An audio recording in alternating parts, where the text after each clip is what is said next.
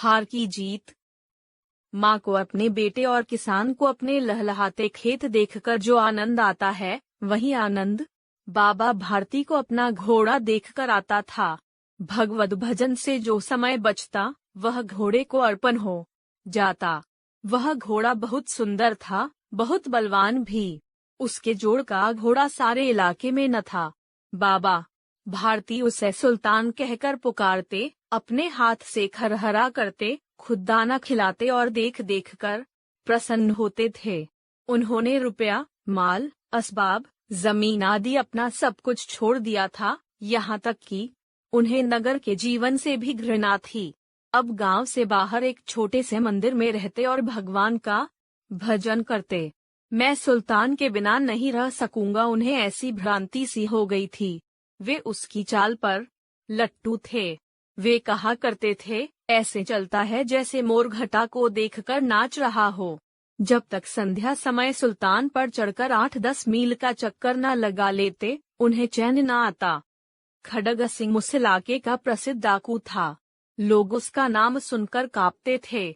धीरे धीरे सुल्तान की कीर्ति उसके कानों तक भी पहुंची। खड्ग सिंह का हृदय उसे देखने को अधीर हो उठा। वह एक दिन दोपहर के समय बाबा भारती के पास पहुंचा और नमस्कार करके बैठ गया।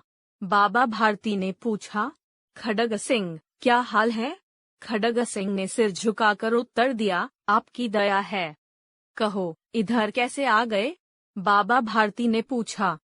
सुल्तान की चाह खींच लाई, खड्ग सिंह ने उत्तर दिया। विचित्र जानवर है, देखोगे तो प्रसन्न हो जाओगे। मैंने भी बड़ी प्रशंसा सुनी है। उसकी चाल तुम्हारा मन मोह लेगी। कहते हैं, देखने में बड़ा सुंदर है। क्या कहना, जो उसे एक बार देख लेता है, उसके हृदय पर उसकी छवि अंकित हो जाती है। बहुत दिनों से अभिलाषा थी, आज उपस्थित हो सका हूँ। बाबा भारती और खड्ग सिंह अस्तबल में पहुँचे। बाबा ने घोड़ा दिखाया घमंड से, खड्ग सिंह ने घोड़ा देखा आश्चर्य से। उसने सहस्त्रों घोड़े देखे थे, परंतु ऐसा बांका घोड़ा उसकी आंखों से कभी न गुजरा था। सोचने लगा, भाग्य की बात है, ऐसा घोड़ा खड्ग सिंह के पास होना चाहिए था। इस साधुआ को ऐसी चीजों से क्या लाभ? कुछ देर तक आश्चर्य से चुपचाप खड़ा रहा। इसके पश्चात उसके हृदय में हलचल होने लगी। बालकों की अधीरता से बोला, परंतु बाबाजी, इसकी चाल न देखी तो क्या? बाबाजी भी मनुष्य ही थे। अपनी वस्तु की प्रशंसा दूसरे के मुख से सुनने के लिए उनका हृदय अधीर हो गया। घोड़े को खोलकर बाहर ले गए। घोड़ा वायु वेग से उड़ने लगा। उसकी चाल देखकर खड्ग सिंह के हृदय पर सांप लौटने लगा। वह डाकू था और जो वस्तु से पसंद आ जाए, उस पर वह अपना अधिकार समझता था। उसके पास बाहुबल था और आदमी थे। जाते जाते उसने कहा, बाबाजी, मैं यह घोड़ा आपके पास न रहने दूंगा। बाबा भारती डर गए। अब उन्हें रात को नींद न आती। सारी रात अस्तबल की रखवाली में कटने लगी। प्रतिक्षण खड्ग सिंह का भय लगा रहता, परंतु कई मास बीत गए और वह न आया। यहाँ तक कि बाबा भारती कुछ असावधान हो गए और इस भय को स्वप्न के भय की भांति मिथ्या समझने लगे। संध्या का समय था। बाबा भारती सुल्तान की पीठ पर सवार होकर घूमने जा रहे थे। इस समय उनकी आंखों में चमक थी और मुख पर प्रसन्नता। कभी घोड़े के शरीर को देखते, कभी उसके रंग को, और मन में फूले न समाते थे। सहसा एक ओर से आवाज आई, हो बाबा, इस वक्त अगले की सुनते जाना। आवाज में करुणा थी।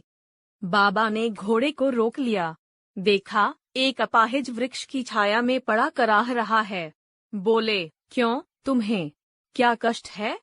अपाहिज ने हाथ जोड़कर कहा, बाबा, मैं दुखिया हूँ, मुझ पर दया करो। रामावाला यहाँ से 3 मील है, मुझे वहाँ जाना है। घोड़े पर चढ़ा लो, परमात्मा भला करेगा। वहाँ तुम्हारा कौन है? दुर्गादत्त वैद्य का नाम आपने सुना होगा। मैं उनका सौतेला भाई हूँ। बाबा भारती ने घोड़े से उतरकर अपाहिज को घोड़े पर सवार किया और स्वयं उसकी लगाम पकड़कर धीरे धीरे चलने लगे। सहसा उन्हें एक झटका लगा और लगाम हाथ से छूट गई। उनके आश्चर्य का ठिकाना न रहा जब उन्होंने देखा कि अपाहिज घोड़े की पीठ पर तनकर बैठा है और घोड़े को दौड़ाए लिए जा रहा है। उनके मुख से भय, विस्मय और निराशा से मिली हुई चीख निकल गई। वह अपाहिज डाकू खड्ग सिंह था। बाबा भारती कुछ देर चुप रहे और उसके पश्चात कुछ निश्चय करके पूरे बल से चिल्लाकर बोले, जरा ठहर जाओ। खड्ग सिंह ने यह आवाज सुनकर घोड़ा रोक लिया और उसकी गर्दन पर प्यार से हाथ फेरते हुए कहा, बाबा जी, यह घोड़ा अब न दूंगा। यह घोड़ा तुम्हारा हो चुका है। मैं तुमसे इसे वापस करने के लिए न कहूँगा, परंतु खड्ग सिंह, एक प्रार्थना करता हूँ, उसे अस्वीकार न करना, नहीं तो मेरा दिल टूट जाएगा। बाबा जी, आज्ञा कीजिए, मैं आपका दास हूँ, केवल यह घोड़ा न दूंगा। अब घोड़े का नाम न लो। मैं तुमसे इस विषय में कुछ न कहूँगा। मेरी प्रार्थना केवल यह है कि इस घटना को किसी के सामने प्रकट न करना। खड्ग सिंह का मुंह आश्चर्य से खुला रह गया। बाबा जी, इसमें आपको क्या डर है? सुनकर बाबा भारती ने उत्तर दिया, लोगों को यदि इस घटना का पता लग गया तो वे किसी दीन दुखी पर विश्वास नहीं करेंगे। यह कहते कहते उन्होंने सुल्तान की ओर से इस तरह मुंह मोड़ लिया जैसे उनका उससे कभी कोई संबंध ही नहीं रहा हो। बाबा भारती चले गए, परंतु उनके शब्द खड्ग सिंह के कानांगे में उसी प्रकार गूंज रहे थे। सोचता था, कैसे ऊंचे विचार है, कैसा पवित्र भाव है। उन्हें इस घोड़े से प्रेम था। इसे देखकर उनका मुख फूल की भांति खिल जाता था। कहते थे, इसके बिना मैं रह न सकूंगा। इसकी रखवाली में वे कई रात सोए नहीं। भजन भक्ति न कर रखवाली करते रहे, परंतु आज उनके मुख पर दहुक की रेखा तक न दिखाई पड़ती थी। उन्हें केवल यह ख्याल था कि कहीं लोग दीन दुखियांगे पर विश्वास करना ना छोड़े देंगे। ऐसा मनुष्य नहीं देवता है। रात्रि के अंधकार में खड्ग सिंह बाबा भारती के मंदिर में पहुंचा। चारांगे और सन्नाटा था। आकाश में तारे टिमटिमा रहे थे। थोड़ी दूर तक गांवों में के कुत्ते भौंक रहे थे। मंदिर के अंदर कोई शब्द सुनाई न देता था। खड्ग सिंह सुल्तान की बाग पकड़े हुए था। वह धीरे धीरे अस्तबल के फाटक पर पहुंचा। फाटक खुला पड़ा था। किसी समय वहां बाबा भारती स्वयं लाठी लेकर पहरा देते थे, परंतु आज उन्हें किसी चोरी, किसी डाके का भय न था। खड्ग सिंह ने आगे बढ़कर सुल्तान को उसके स्थान पर बांध दिया और बाहर निकलकर सावधानी से फाटक बंद कर दिया। इस समय उसकी आंखों में नेकी के आंसू थे।